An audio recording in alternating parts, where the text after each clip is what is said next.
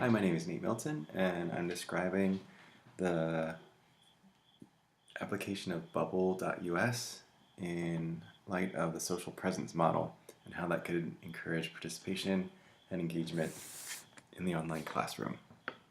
So to start out, I want to talk about that social presence model as laid out by Dickers, Whiteside, and Lewis. They identify 5 different characteristics of social presence in the online community or online classroom. So it's affective association, community cohesion, interaction intensity, instructor involvement, and knowledge and experience. And specifically, Bubble.us can, this program has a lot of potential to encourage some of those characteristics in a classroom.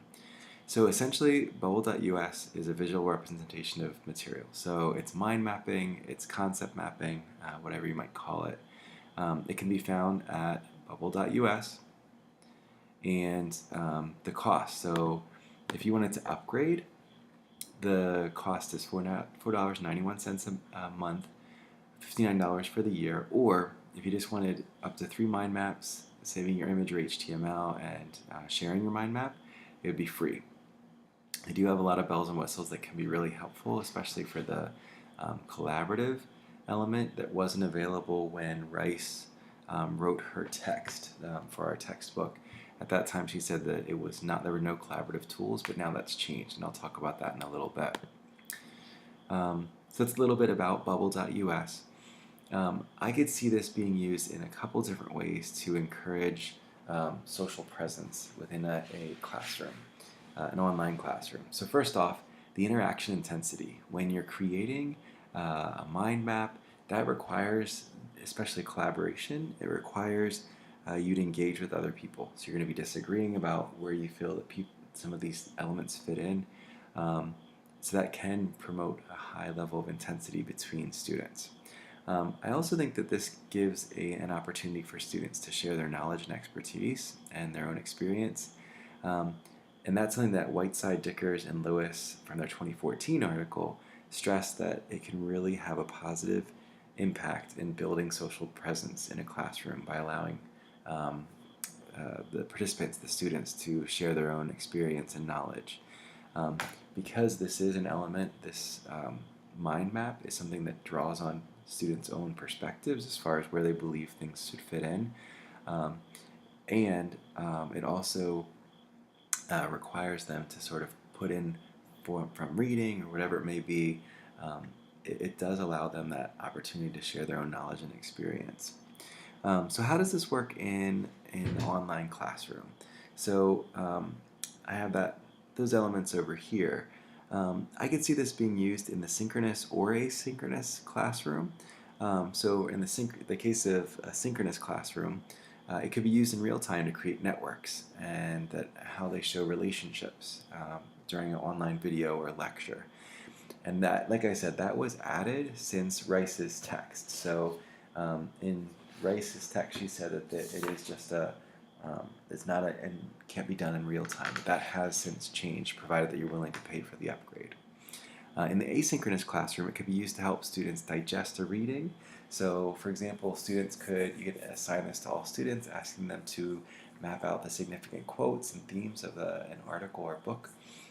They could do that collaboratively or individually. I thought another application for the synchronous or asynchronous classroom is brainstorming. So they could do that for a class or a group project. And that's something that Rice on page 108 and 109 notes as something that could be used for.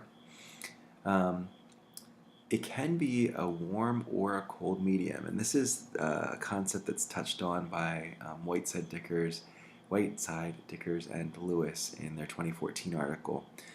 Joy Harris, in the video that's included in that article, describes warm or cold medium, and it's based off of Marshall McLuhan's The Medium is the Message, that article that he wrote back in the 60s, stressing the different types of media and the way that they engage participants. So a warm media is something that engages participants in an active way, and cold medium is something that's more receptive, that people don't necessarily participate in. So I could see this Bubble.us being used in a couple different ways. So a low degree of participation, otherwise known as cold medium, where an individual creates and shares a mind map or of a concept with the class. So it's just something that they themselves have created and they share that as an assignment, but there's no real discussion or interaction. But it could be made warmer by that same process. The student posts their mind map, but then the professor asks the students to identify the quality of the connections or share some of their own feedback, or even to build on the framework that the one student developed. And a highly warm medium way of applying this Bubble.us would be paying for that upgrade and allowing for collaboration in real time on this platform. So the question becomes, how can I use this to teach the unit that I developed? So that was something where I taught on the brain in a synchronous session. And here are some of my thoughts for that. For the passage that I gave students, I could ask them to map out, instead of asking them just to underline and identify how stress affects the brain and how that affects learning, I could actually ask them to map it out. And I could even provide them with two different categories: eustress, which can be positive stress, and distress, which can be negative stress, and then ask them to categorize each of the different qualities or impacts of stress on the body into one of those two categories.